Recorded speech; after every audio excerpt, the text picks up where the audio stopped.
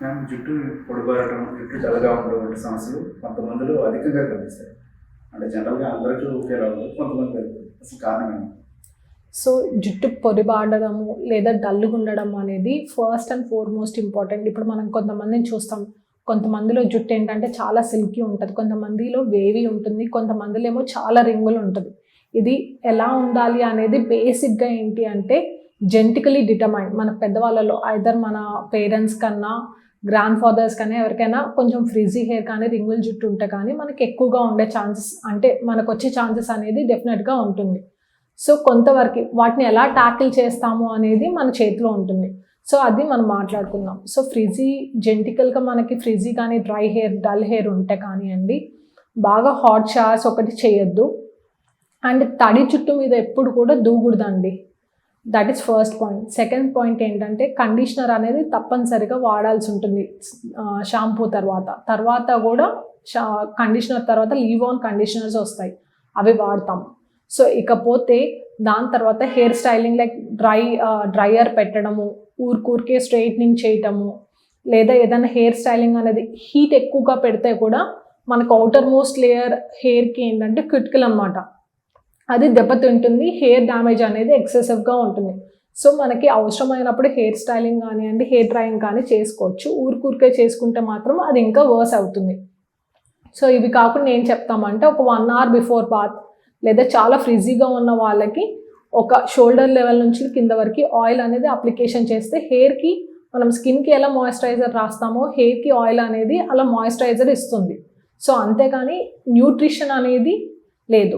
So ఇంకో ఏంటి అంటే వైటమిన్ డెఫిషియన్సీస్, ఎవరైనా పిల్లలు సరిగ్గా తినకపోతే కానివ్వండి, డైటింగ్ కానీ చేసే వాళ్ళకి, లేదా ప్రాపర్గా వెజిటేబుల్స్ తినకపోతే మనకు vitamin B12, D3, serum ferritin డెఫిషియన్సీస్లో ఉన్న వాళ్ళకి కూడా స్కిన్ కానివ్వండి, హెయిర్ కానివ్వండి బాగా ఫ్రిజీ కానీ డల్ అవుతుంది. సో ఇంకొకటి ఏంటి అంటే షాంపూస్ అనేది కూడా మనం కొంచెము నరిష్డ్ షాంపూస్ అనేది చూస్ చేసుకోవాలి.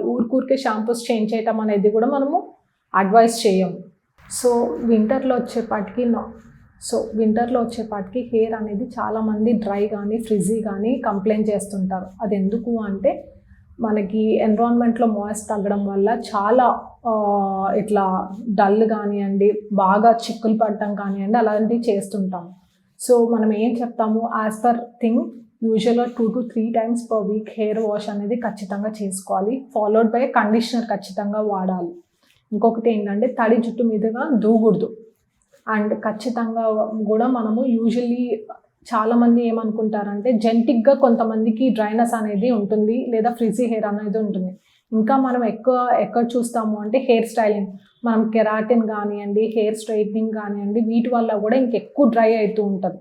సో ఇవి ఈ సీజన్స్లో మనం ఆప్ట్ చేసుకోకుండా వేరే సీజన్స్ ఆప్ట్ చేసుకుంటే కొంచెం బెటర్గా ఉంటుంది. అది కాకుండా మనము హెయిర్ స్టైలింగ్ అంటే ఇంట్లో మనము తల ఆరబెట్టుకోవడానికి హెయిర్ డ్రైయర్స్ కానివ్వండి, లేదా హెయిర్ స్ట్రైట్నింగ్ ఇలాంటివి ఇంట్లోవి కూడా ఒకవేళ చాలా అతి అవసరం అయితే ఫంక్షన్స్కి అలా చేసుకోవాలి, కానీ ఆన్ ఎ డైలీ బేసిస్ అయితే చేయకూడదు. ఇంకొకటి ఏంటి అంటే మనకి హెయిర్ స్ట్రైట్నింగ్ కానివ్వండి, స్టైలింగ్ ఇన్స్ట్రుమెంట్స్కి టెఫ్లాన్ కోటింగ్ అనేది వస్తుంది. సో టెఫ్లాన్ కోటింగ్ యూజ్ చేస్తే హెయిర్ డ్యామేజ్ అనేది కొంచెం మినిమల్ అవుతుంది. అసలుకి అవ్వదు అని చెప్పను, కానీ మినిమల్గా మనం మెయింటైన్ చేసుకోవడానికి ఉంటుంది. సో అది కాకుండా హెయిర్ స్ట్రైట్నింగ్ కానివ్వండి,